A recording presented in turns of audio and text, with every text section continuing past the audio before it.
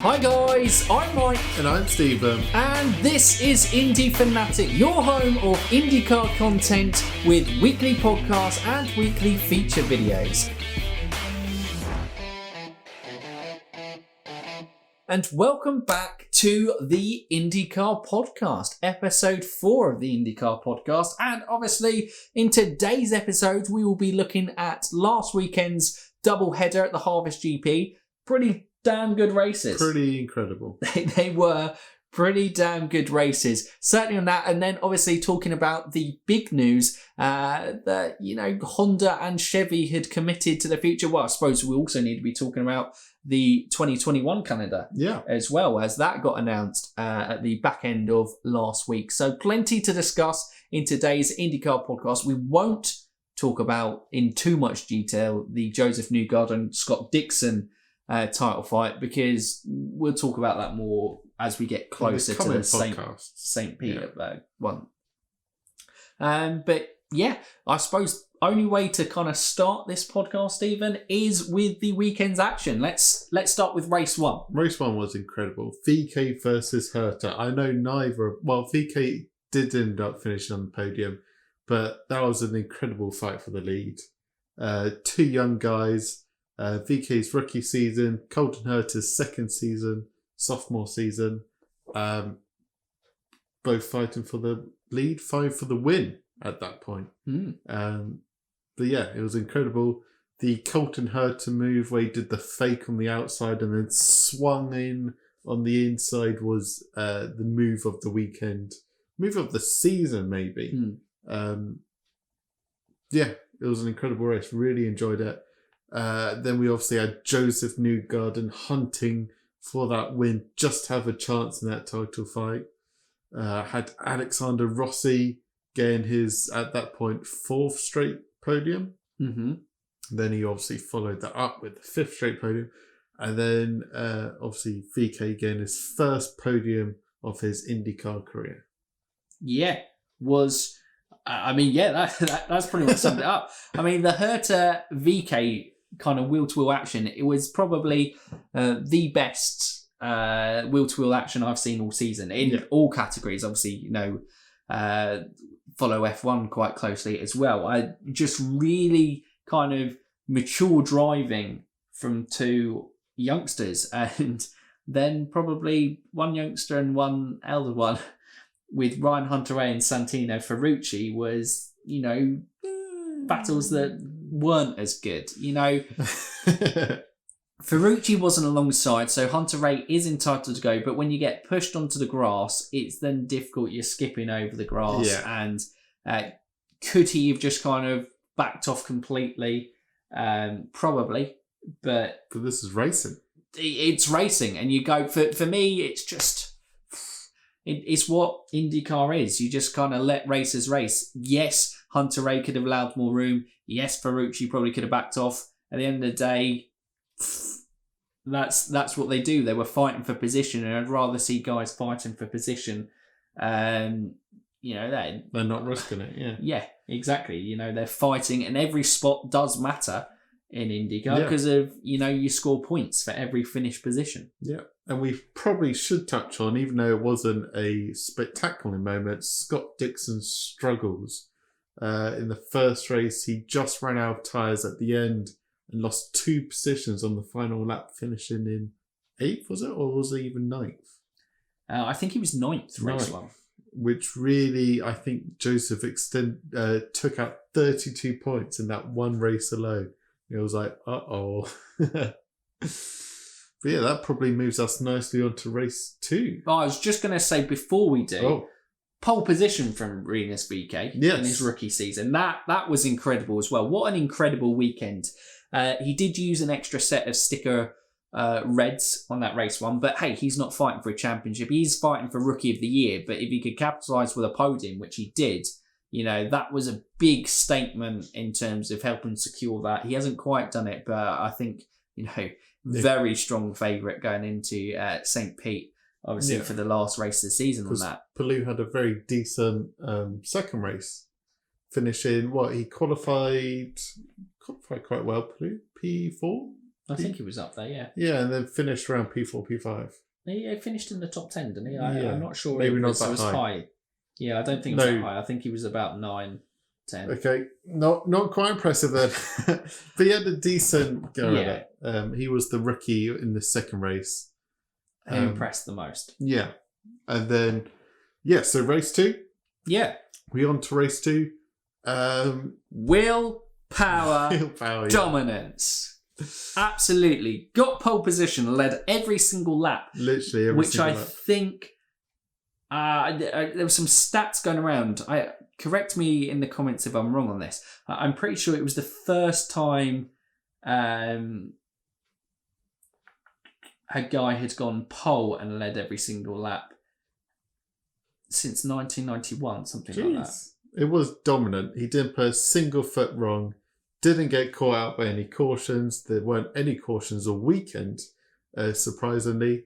And he battled, first he battled Rossi off, and then Colton Herta, with all his saved up push to pass, went flying past Rossi, challenged Powell all the way to the end, but Powell just held on to victory number 39. This shows, and we'll talk about Will Power's stats from it, but this shows, one of the big pluses of IndyCar in terms of its entertainment factor, because I knew the race result and we didn't watch the race until the day after, obviously in the UK, later times and evenings and having to work around other people not necessarily being able to go, it's racing. Why won't you watch racing? We want to watch something else. Oh, dear. But anyway, we watched the race over. And even though I knew the result at the end, I still was like, is Colton going to do it?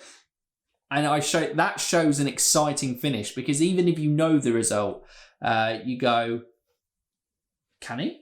Can he? What's going to do? Because he was right there and he just couldn't find a way past in the end, Colton Herta. But yeah, what a fantastic victory from Will Power. And yeah, you're going to say his impressive stats. Yes, well, he's the third driver this season to actually get more than one win. Impressive in itself. The other two being the title challengers. And actually moves Will up to P4. And he's closing in on third. He's within reach of Colton, but it's going to be a struggle. See Pato dropping away a bit with McLaren's form.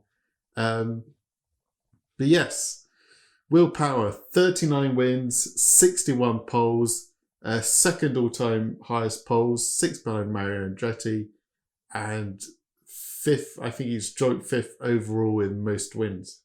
Yeah, with our answer. And I think Will Power, that puts in perspective for me. His season has kind of gone under the radar. Like Joseph Newgarden will take all the exploits for it, and rightly so. He's done well to keep himself in the title fight, consistent points. But I can't really think of any points from Joseph Newgarden that he's had seriously bad luck. And there's been the odd race where he's had a yellow that stuffed him, that got him outside the top 10, where he was looking in a really good position. But Will Power has had such bad luck this year, and to still be P4 in the championship. Like, I think with Scott Dixon and Will Power and Joseph Newgarden, to be fair, the other youngsters building their way up, and Alex Rossi is, I think, just a very talented driver. But he'll just, he's still got his in terms of luck, not saying drivability. Yeah, he's still got his 30s to come. And his 30s, the golden decade of an IndyCar driver. Well, 30s. The 30s. But I think Scott Dixon won a lot in his 30s. Won second in 2008, and say he wins this year, 2020, 2018, 2015, and 2013, maybe. Well, Joseph's doing it all in his 20s. Well, yeah. Clearly with Joseph Newgarden, like those guys, what we're witnessing is just such special talents and incredible what they're doing. And Will Power, mad those type of stats. By the time and with the pole positions, he shows no real sign. He's gained 2 or 3 to that pole list this year, I think, in a bad season. And That's incredible. You just think by the end of his career, he's definitely going to have the most poles by the end of his career, and it's going to be fascinating to see where he'll be in the all-time greatest list. Exactly, yeah. It will be fascinating. Joseph Newgarden, for me, is going to come in and he's going to blitz records if he keeps going the way he is. Yeah. Because we got a lot of history, mate. We got power on the poles. Obviously, you got Newgarden winning championships in his 20s, but you don't forget that Herta is the youngest ever race winner. So what's he going to do? And then Scott Dixon, obviously 5-time, possibly 6-time. This I don't want to jinx it, but he's looking pretty good for a 6th time this year. Jeez. It's the history makers right here. I think in terms of quality of drivers in IndyCar right now, absolutely incredible to watch. And that's taken out the Pagenaus, the Hunter Rays, the more experienced guys at the end of the grids, the Alexander Rossis, the Hinchcliffes, who are in that kind of mid-range of Hinch can obviously retain a seat a little bit more. Sebastian Bourdais comes back onto the grid, and then you've got incredible youngsters in Pato, Rinus VK coming through as well. It'd be interesting to see how Ollie Askew does in his following season. Felix Rosenqvist is still not a bad driver. No. In terms of, I think the quality of this grid, incredible. Yeah. In IndyCar right now, and it is really amazing to watch. But we'll talk about actually some of the experienced heads. We mentioned James Hinchcliffe there. I mentioned Sebastian Bourdais, also Helio Castroneves. They were the 3 returning experienced IndyCar guys, because obviously. Experience. On our F1 channel, when we were describing Kimi Räikkönen, I was like, what's a nicer way of saying old? Experience. But in fairness, Hinch isn't too old. I think he's early 30s. On that front. But you also had Sage Karam obviously racing this weekend for Dry Reinhold racing. On that, obviously, they were one-time entry. I think they're looking to kind of build up on. But yeah, who do you think out of the returnees did the best? You got to take the teams into consideration. Yeah, because obviously, Sebastian Bourdais probably in likelihood of where AJ Foyt Racing have been wasn't the worst car gonna finish ahead of the Arrows, but he still beat Helio, didn't he, in race 2? I think so, yeah. Yeah, even though he ran wide, he still managed to beat Helio, which is an incredibly impressive performance. Probably. Hinchcliffe had a great race 2. He had a decent race 1 as well. So I'd probably have to go for Hinchcliffe out of the 3, followed by Bourdais, and then followed by Helio Castroneves. Yeah, that's probably my ranking system. Helio qualifying was basically where he stood. All of them didn't qualify incredibly. But yeah, although I would say, actually, that Bourdais qualifying on race 1 was very good. I think he got like P16. And you compared that to Keller and Kimball, who I think were down in like 24th, 26th, somewhere around there. There was quite a significant difference between that. So I thought that was very good for him, Bourdais. And the race, it's going to take time. He wasn't going to, they weren't necessarily as good as all 3 of them are. They weren't going to come back and blitz it. Yeah. Yeah. It's an incredibly competitive field, and they've had a whole season of racing. Although I will say in race 2, Helio went for the alternative free-stop strategy, which proved to be terrible, as we also saw of Ryan Hunter. Well, look, Helio, it's a strategy. They were at the back, and they're like, essentially they finished where they qualified. So they didn't lose anything from the strategy from doing it. So, but if a caution had come out at the right time, then they would have cycled up to the top, and we would have seen it. Obviously, Helio was running P8 at one point. Yeah. Wasn't he? So if a caution had come out at the right point for Helio there, it could have worked. And that's the risk that you play with strategy, or going on the alternate strategy, isn't it? But Hinchcliffe looked the best, pulled off the moves. Did he get a top 10 finish? I don't think he did, but I think he finished 12th or 13th. But I think in both races he was there or thereabouts. But I think he may have, correct him on this, I think he beat Ryan Hunter-Reay in both races. Wow. Obviously, Hunter-Reay had some bad luck we did keep making jokes that every time Hinchcliffe passed Ryan Hunter Ray, we're like, that's his seat. That's the Andretti seat right there. Oh, God. But it would be nice to see Hinch back and Ryan retain his seat. Yeah. I think it would be nice. I think if they lost a car, well, they won't lose a car. If they did all 5, it would be brilliant. But I think if someone's going to lose a car, would they send Ryan Hunter Ray away and bring Hinch in? Maybe. Hinch is a bit younger. We've proven, obviously, when we did our Who Is Ryan Hunter Ray video, that was the feature video that came out last week. So if you haven't already, go and check that out. But yeah, obviously he's consistently a top 10 finisher within it. I think he got a race win in Detroit last year, and as early, I think, as 2018, I think he came 4th in the championship that year. So he's not necessarily done Ryan Hunter Ray, but with Hinch being a bit younger, yeah, it's got a few more years on him to go. It might be a time that they change up, and I think someone would pick up Ryan Hunter Ray if he got the sponsorship. Yeah, we could even see AJ Foyt going for it. Well, yeah, that would be a very experienced lineup, because him and having Bourdais, Ryan Hunter Ray, and then Kellett, if they kept the 3 of them on, or ran Kellett on like some weekends and ran the 2 full-time seats as Ryan Hunter Ray and Bourdais, that would be great for AJ Foyt Racing. I think that was a pretty good move right there. Yeah, but I don't see it happening. But it will be interesting. Silly season in IndyCar is just mental. You don't know what's going to happen on who's going to end up where, essentially. Yeah. Do we do a honourable shout out to Rosenfist, the bodyguard? We could do. I was going to give, if we were giving honourable shout outs, I would give the honourable shout outs to Jack Harvey and Graham Rahal. I think both, I know Rahal was a bit frustrated because obviously he did so well first time round at the IMS road course early in the season. But I think both of them, both top 10 finishes, consistent. Jack Harvey, obviously with Meyershank Racing, getting that investment, that was the big news from Liberty Media. Yep. And looking to progress as a team, maybe 2 full-time entries isn't too far away for them to consider. But, I think both pretty solid race weekends. They stuck together. They stuck together all weekend. They were like good friends, going together, running along the road.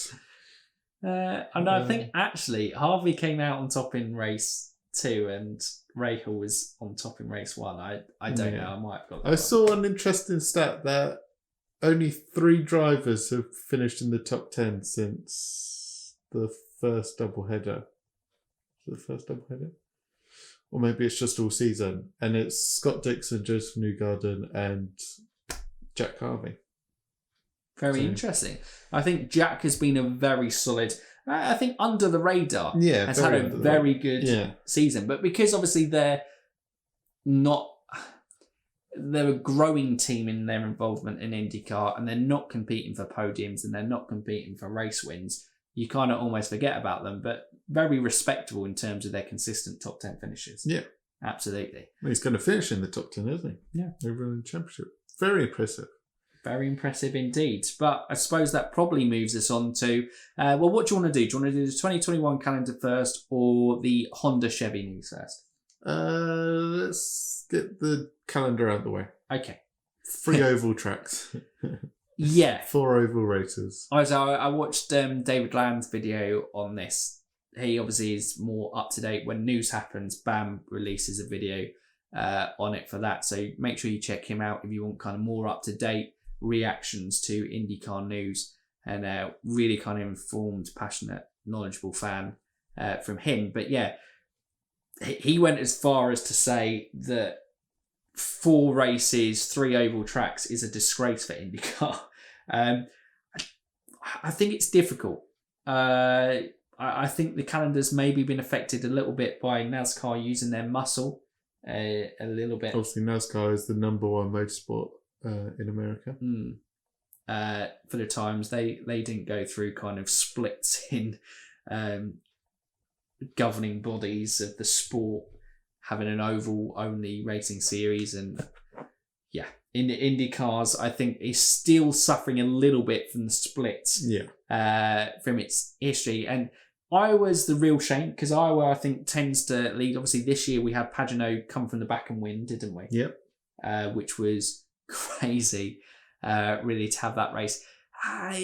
It was weird. We were talking about this earlier and just going, we've got 3 more races in the 2021 calendar, but yet we have 3 less oval races because we had an Iowa doubleheader that we lose. Yeah. I think we also had a doubleheader at Gateway. Yes, I want to say yes. Do we have another one? I don't know. Maybe we only lost 2 oval races, but that's the big disappointment. But other than that, I think they're great tracks. Yeah, I think it's a great calendar. Well, lots of great road courses. Look forward to seeing Nashville, how that plays out. Obviously, it has a bridge, which is a recipe for a great track. But yeah, not much else to add. It's just because I feel like one of IndyCar's USPs is the oval racing. They do produce great racing. I think it's just a variety in the calendar. Yeah. Like F1 is just pretty much all road courses, a bit street courses from there, but because their cars are so big and the street courses are... Like, we got to go from... We're going courses because that's the American way of going. It's from European ways, we call them circuits. So, yeah, if you race permanent... Most is kind of majority permanent tracks and then a few kind of street circuits in between there. IndyCar has the road courses, the street courses, and obviously the ovals. And having an even balance between them, I think would work better. And I think we need a couple of more oval races on there. But maybe it's still... Obviously, COVID's shook the world financially and stuff. I know America has gone a bit more... had things running more so than most of the stuff in Europe. Obviously, fans still aren't really happening at European races. Just this week, Turkish Grand Prix were meant to have 100,000 fans, which was very ambitious anyway. But basically, they've gone from 100,000 to no fans. And IndyCar, we've had quite a few races this year, even as early as Road America. I think we had fans at races. So... the only one we haven't had is Indy 500. Everyone else had fans. Yeah. Well, Texas Motor Speedway didn't have any fans as the season opener. Okay. Yeah. But yeah, I think St. Petersburg's going to have fans. I'm not sure on that front. But look, I think you're still going to knock on effects of this, and there will be maybe 2022, 2023. It's obviously Penske's first season in charge this year. What a season to be in charge. It's going to take a couple of years to kind of get on his feet before we have a probably more cohesive calendar, I would say, in terms of that. But I think, hey, at the end of the day, racing is racing, and we've got another IMS doubleheader. If the IMS 2 races are as good as what the races we had this weekend, I don't think you're going to see many IndyCar fans complaining at all. Exactly. It was great racing. It absolutely is. So I suppose we'll round off today's podcast with Honda and Chevy committing. They didn't give an exact date, but basically the deal was suggested that it sees them through to the end of the decade. Yeah, or a good way through the decade. And obviously we're having the new hybrid engines in 2023. Yeah, it's been pushed back a year. It's meant to come back in 2022. Okay, 2023. Yeah. The big, I suppose, thing, obviously in F1, the V6 hybrids, incredibly complicated, incredibly expensive, which has allowed one team basically to dominate the engine market for the past, it will be 8 years. Whether it does it in 2022 is another thing. Positive for IndyCars at spec series, so the cars are naturally closer anyway. But yes, Honda have pulled out of Formula One, but they have Honda America obviously have committed this long term to IndyCar. Chevy and Honda are pretty close anyway. They're pretty much the same. One or two might have the advantage going into... On an odd race here and there, yeah. Yeah, like obviously Honda at the Indy 500 this year massively nailed it, because going into the last set, they just Takuma Sato went turbocharged. Yeah. He flew, but Scott Dixon had basically led the whole race anyway. Yeah. So, yeah, I think this is a fantastic securing the longevity of the sport. It's going to be interesting to see how this hybrid goes in cost-wise. Obviously, sound is an interesting thing. They just run V6s at the moment on the Indy cars. That's obviously the big issue with racing fans, I think, in Europe. A lot of them miss the kind of the V10s, the V12s. They were having a discussion about it recently. Sport is an entertainment. IndyCar is very much a sport series, a category of motorsport that realises entertainment has to come first. Yeah. And part of that is the experience of, hearing, being in your seat, kind of vibrating, and the sounds kind of going right through you as they go. That is part of motorsport, and that's going to be an interesting one there. But it's fantastic news that they've committed long term. And it'd be interesting to see maybe if Ferrari rumours still are there or thereabout of coming into IndyCar. Obviously, budget cap in Formula One to keep staff on.